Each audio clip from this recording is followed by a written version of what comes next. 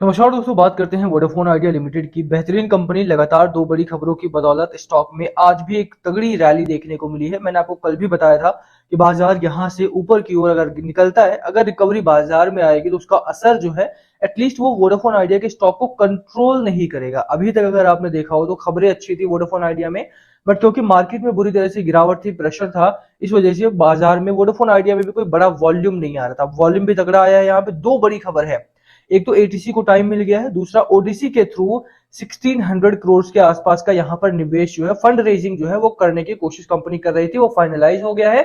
1600 करोड़ रुपए यहाँ पर अब उठाए जाएंगे बाजार से। दूसरी बड़ी खबर है एफआईआई की तरफ से। एफआईआई ने बहुत तगड़ा निवेश इस कंपनी में किया है, उसकी भी चर्चा इस वीडियो में करेंगे। चलिए स्टार्ट करते हैं इस वीडियो को। और उससे पहले अगर आप चैनल पे नए हो तो प्लीज चैनल को सब्सक्राइब कर दो, हिट द बेल आइकन ताकि आपको नोटिफिकेशन मिल सके। चलिए स्टार्ट करते हैं। फर्स्ट ऑफ ऑल जहां तक बात रही स्टॉक की, आप स्टॉक देख लो। स्टॉक में जो प्रीवियस लेवल था वो ब्रेक हुआ आज के दिन में। एक प्रॉब्लम जो मार्केट में अभी भी देखने को मिल रही है वो ये कि निफ्टी जो है आपका वो 19,500 के ऊपर नहीं जा रहा है। अभी के लिए जो लेवल है ना आपका, वो 19,350 का भी अगर ऊपर बंद होता है, 19,350 के ऊपर बंद हो जाए एक बार, तो वहां से भी थोड़ा बुलिशनेस मार्केट में, थोड़ा सा कॉन्फिडेंस बाजार में आएगा और बायर्स के लिए बहुत अच्छा मार्केट रहेगा 19,350 के ऊपर। बट प्रॉब्लम कहां पर है? प्रॉब्लम है कि मार्केट 19,350 के ऊपर गया और तुरंत शॉर्ट सेलिंग देखने को मिली आज भी बाजार में, अगर आपने नोटिस किया हो तो। और वो एक बाजार में एक अंडर कॉन्फिडेंस को प्रोवाइड कर रहा है, जो कि बायर्स के लिए थोड़ा सा मुश्किल हो रहा है खरीदारी कर पाना।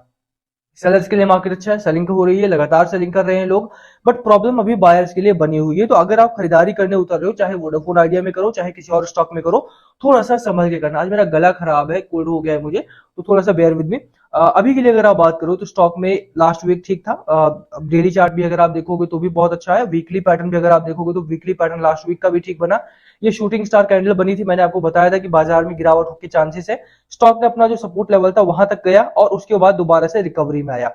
स्टॉक 52 वीक हाई के करीब में है, पहली चीज। दूसरी चीज ये है कि अगर आप स्टॉक को देखोगे तो जो इसका रेजिस्टेंस लेवल था उसके ऊपर निकला है। अभी के लिए अगर आप बात करो, अगर ये 9 रुपए के ऊपर सस्टेन करता है आज के दिन में, अभी तक मार्केट बंद नहीं हुआ है, बट हाँ 9 रुपए के ऊपर सस्टेन करता है, बंद होता है, तो यहां से एक बड़ी रैली के लिए और जो आपका नियर बाई टारगेट रहेगा दैट इज अराउंड 10 रुपए के आसपास का टारगेट आपको यहां पर मिल जाएगा। बाजार टेक्निकल पॉइंट ऑफ व्यू से अगर आप देखो तो वोडाफोन आइडिया काफी बुलिश है यहाँ पे। और टेक्निकल पॉइंट ऑफ व्यू से ही मैं बोलूंगा कि अगर आपको खरीदारी करने के बारे में सोचना है तो आप इसको डार पे रख सकते हो। बात करते हैं खबर के बारे में।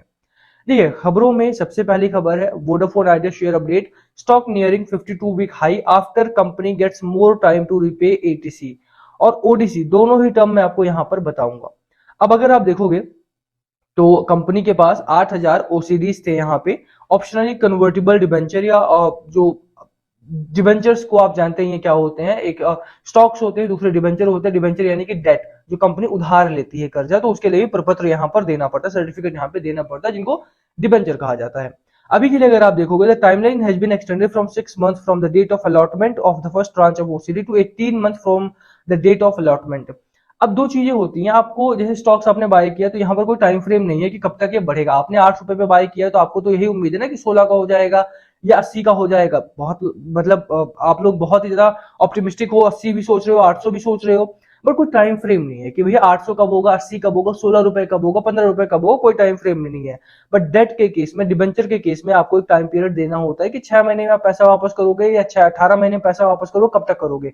तो जो डेट पहले 6 महीने थी वो बढ़ा करके 18 महीने कर दी गई, यानी कि वोडाफोन आइडिया के पास अब बड़ा समय रहेगा, भारी समय रहेगा टू रिटर्न दैट डेट। अगर वो कंपनी को डेट देने में समय लगता है यानी कि लेट होता है तो ज्यादा बेहतर रहेगा आप लोगों के लिए। कैश फ्लो जितना टाइम के लिए मिले, जितना लंबे समय के लिए आपको कर्ज मिलेगा, उतना आसानी से आप काम करके उतना आसानी से उस कर्ज को पे कर सकते हो। अभी के लिए अगर आप देखो 1600 करोड़ के आसपास का optionally convertible debenture through vendor American Tower ATC के थ्रू, ये कंपनी का नाम है एटीसी, ये लोग डिबेंचर यहाँ पर ले रहे हैं। 1600 करोड़ रुपए यहाँ पर आएंगे। ऑप्शनल कन्वर्टिबल डिबेंचर क्या होता है कि अगर कंपनी अच्छी चलती है और कंपनी को मतलब एटीसी को लगता है कि नहीं यार अभी वोडाफोन आइडिया एक स्टेबल कंडीशन में आ चुकी है, तो ये लोग इस 1600 करोड़ के जो निवेश है इसको ये लोग इक्विटी में भी कन्वर्ट कर सकते हैं, यानी कि शेयर्स में भी कन्वर्ट कर सकते हैं और कहां पर प्रिफरेंशियल इशू में कन्वर्ट कर सकते हैं ये लोग।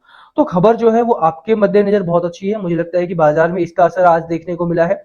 बाजार और अच्छा चलता अगर मार्केट में थोड़ी सी उछाल का माहौल बनता, खरीदारी यहां पर होती, एटलीस्ट ग्लोबल मार्केट में संकेत अच्छे हैं तो उसका असर आपके भारतीय बाजारों पर भी है। बाजार में अच्छी रैली देखने को मिली है आज, ठीक ठाक रैली भी है। अगर सस्टेन करती है 300 के ऊपर सस्टेन करता है, 300 के 50 के ऊपर भी अगर निकल पाता तो बहुत अच्छी बात होती, बट लेट्स सी क्या होता है क्या नहीं। अभी के लिए अगर आप देखो, shares of Vodafone Idea had ended nearly 10% higher on Friday, पिछले दिनों की बात हो रही है, making its best single day performance in nearly 2 month. पिछले 2 महीनों में सबसे अच्छी परफॉर्मेंस फ्राइडे को रही थी। आज भी आप देखेंगे तो 5% की रैली यहाँ पर आज भी है। अब बात करें दूसरी खबर की, अब दूसरी खबर भी देख लीजिए। FIA buying takes the stock to its best day in 2 months. FIA की बाइंग यहाँ पर हुई। FIA ने करोड़ों स्टॉक्स यहाँ पर बाय किए अच्छे खासे नंबर्स में। यहाँ पर हम बात कर रहे थे FIA की कि FIA ने बाइंग की है और काफी अच्छी बाइंग यहाँ पे की। अभी अगर आप देखो, the stock has gain 15% in last 4 trading sessions. Shares of Vodafone Idea 99.5% higher on Friday, extending its gain for the 4th straight ending sessions. अभी के लिए बात की जाए तो कंपनी में एक FIA की बाइंग भी यहाँ पर आई है। उसकी भी बात करें यहाँ पे तो the company has inform the department telecommunication that it has received term sheets from several potential investors. FIA की तरफ से यहाँ पे लगभग 2000 करोड़ के आसपास का सपोर्ट जो है वो मिल सकता है।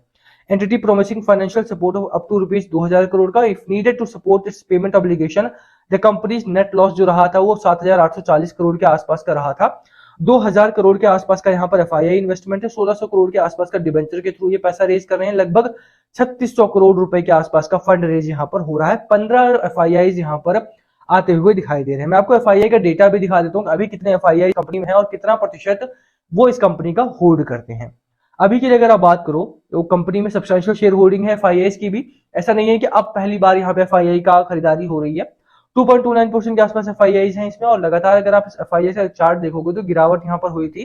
कंपनी देखो पहले क्या हुआ, वोडाफोन आया, उसके बाद आइडिया के साथ मर्जर हुआ, ये दोनों ही मिलकर संभाल नहीं पाई कंपनी को और डेट बढ़ता चला गया। थोड़ा सा चीजें बदलाव हुई, असेट क्वालिटी वगैरह इंप्रूव हुई, 5G 4G लॉन्च हुआ, 5G लॉन्च हुआ अभी। हालांकि वोडाफोन आइडिया ने 5G लॉन्च नहीं किया है, बट कस्टमर बेस इंडिया का आप देखिए कितना तेजी से बढ़ा है बिकॉज ऑफ जियो ने फ्री की सिम बांटी, तो वो लोग भी इंटरनेट यूज करने लगे जो लोग कभी इंटरनेट यूज करने के बारे में सोचा भी नहीं करते थे। जो लोग नहीं पढ़े लिखे हैं वो भी इंटरनेट यूसेज अब बढ़ा रहे हैं अपना धीरे धीरे करके, है ना। यूट्यूब चलाना सभी को आ रहा है और आसान हो गई है चीजें डिजिटली। अगर देखेंगे तो पहले से अब बहुत चीजें आसान हो गई, और यही कारण है कि अभी अगर आप टेलीकॉम इंडस्ट्री की बात करें तो जो लॉस मेकिंग कंपनी थी वो अभी यहाँ पर प्रॉफिट मेकिंग कंपनी धीरे धीरे बढ़ती जा रही है।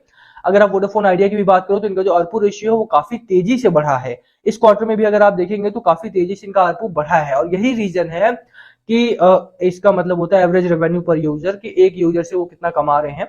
तो ARPU रेशियो अगर बढ़ता है, ARPU रेट अगर बढ़ता है, इसका मतलब है कंपनी की प्रॉफिटेबिलिटी धीरे धीरे ही सही बट वो तेजी से बढ़ सकती है। यहाँ पे भी अगर आप देखें तो म्यूचुअल फंड के पास भी काफी अच्छी होल्डिंग है, तो कंपनी के पास मौका है कि ये काम कर सकती है और न सिर्फ अच्छा खासा कर्ज भी उतारेगी बल्कि यहाँ पे प्रॉफिट भी देगी। तो बिल्कुल यहाँ पे खरीदारी करने की सलाह मेरी तरफ से रहेगी।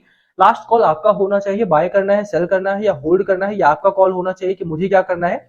आपके पास कॉन्फिडेंस होगा तभी आप बाय करें, क्योंकि मार्केट अभी वोलेटिलिटी में है। जैसा मैंने स्टार्टिंग ऑफ द वीडियो ही बोला कि मार्केट अगर 19,350 भी सस्टेन नहीं कर पा रहा है, इसका मतलब है कि बेयरिश अभी भी, बेयर जो है वो होल्ड करके बैठे हैं मार्केट को, और जब तक बाजार में बेयर्स का राज यहाँ पे चलेगा तब तक के लिए थोड़ा सा कॉशियस होकर के चलना है आपको। तब तक के लिए बहुत ज्यादा हाई वॉल्यूम में किसी भी कंपनी को बाय नहीं करना है, ठीक है। तो मेरी राय यही रहेगी, अगर आप खरीदारी करने उतर रहे हो तो थोड़ा सा लेवल्स को मेंटेन करो, अपनी रिस्क को मैनेज करके चलो और रिस्क रिवॉर्ड रेशियो को मैनेज करके चलो। आपका टारगेट क्या होना चाहिए, देखिए वैसे तो स्विंग ट्रेडिंग में कोई टारगेट नहीं होता है, बट जब ऐसे स्टॉक में आ रहे हो जो ऑलरेडी इतना गिर चुका है और एक बेस बना करके दोबारा उठने की कोशिश कर रहा हो, तो थोड़ा सा आपको टारगेट बेस काम करना चाहिए कि पहले रजिस्टर्स में मैं यहाँ पे निकलूंगा। 10 रुपए के आसपास का पहला रजिस्टर इस कंपनी का, अगर आप 10 रुपए के आसपास निकलने के चाहते हो तो बिल्कुल निकल सकते हो, कोई दो राय नहीं है। होल्ड कर सकते हो, अपनी थोड़ी वॉल्यूम को यहाँ बुक कर सकते हो, थोड़ा वॉल्यूम आगे लेकर के जा सकते हो, ऐसा भी आप कर सकते हो।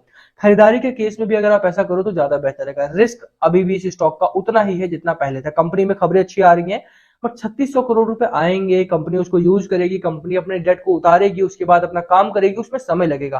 कंपनी को ट्रांसफॉर्म होने में समय लगता है, इसीलिए मैं बोलूंगा कि अगर आप निवेश कर रहे हो थोड़ा सा रिस्क को मैनेज करके लो वॉल्यूम में ही खरीदारी करना, अदरवाइज ना भी खरीदारी करो तो प्रॉब्लम नहीं होगी आपको, बट अगर लॉस होता है या ट्रैप होते हो तो प्रॉब्लम आपको होगी। इसी वजह से इसको मैनेज करना है, खरीदारी कर सकते हो। अच्छा स्टॉक है, बढ़ रहा है, ट्रेंडिंग है, बुलिश है, टारगेट भी अच्छे खासे यहाँ पर आ रहे हैं और खबरें भी अच्छी हैं। बाकी last call always be yours, क्या आपकी स्ट्रैटेजी स्टॉक को लेकर के प्लीज कमेंट करके शेयर करना।